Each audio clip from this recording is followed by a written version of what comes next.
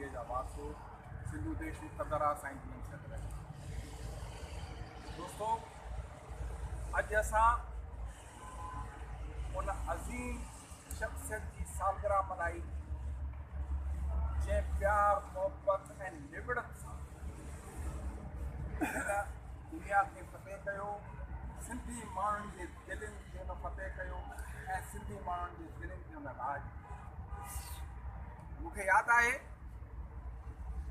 त बशीर ख़ान कुरैशी साईं जियम सैद जे विछोड़ खां अॻु तमामु जज़्बाती,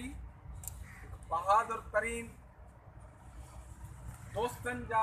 पलांद रखण वारो, दोस्तनि जा वहिंवार वठण वारो, हुनखे ख़बर पवंदी त हुन जे कंहिं दोस्त सां ज़्यादती थी आहे त उन जंहिंसां ज़्यादती थी आहे उनखे ख़बर ई कान पवंदी, उहो वञी पलान करे ईंदी। पर उहो शख़्स रहबर जे विछोड़े खां पोइ जॾहिं हुन ते ज़िमेदारी आई त उहो झुकण, उहो न्याज़ निबिड़त,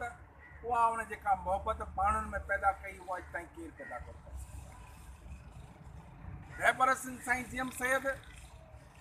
पंहिंजे किताबनि ज़रिए, शागिर्दनि ज़रिए माण्हू पैदा किया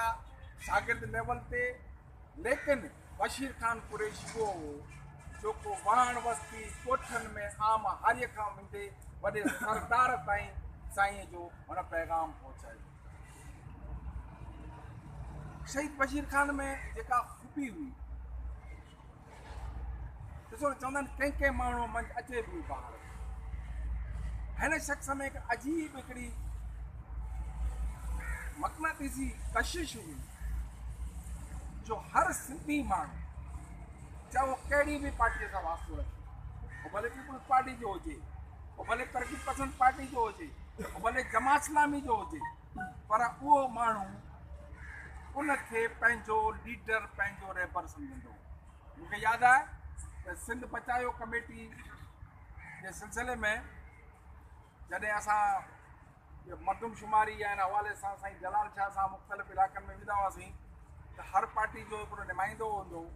मूंखे बशीर ख़ान जो तव्हां साईं जलाल शाह सां वञो त उते डिफेंस में जॾहिं गौसली शाह सां असां मिलियासीं त साईं जलाल शाह मुंहिंजो तारीफ़ करायो त हीउ बशीर कुरैशी जो नुमाइंदो आहे, त उहो उथी बीह करे सभिनी खां पहिरियां मूंखे फ़ाख़िरो ॿुधाई त बशीर कुरैशी असांजो लीडर आहे। बाबा हू को पाकिस्तानी रियासत जो माण्हू हो, मुस्लिम लीग जो माण्हू हो, जेको क़ाइम मुक़ाम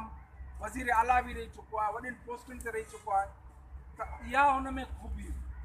उहा हुन में न्याज़ निबिड़त हुई। मां दोस्तनि खे अर्ज़ु कंदुसि त उहो तरीक़ेकार, हा मूंखे यादि आहे त हाणे जेके 23 मार्च 2012 में जेके लखे सिंधी माण्हू आया, उहे सभु जे सिंध जा तकार कोन हुआ।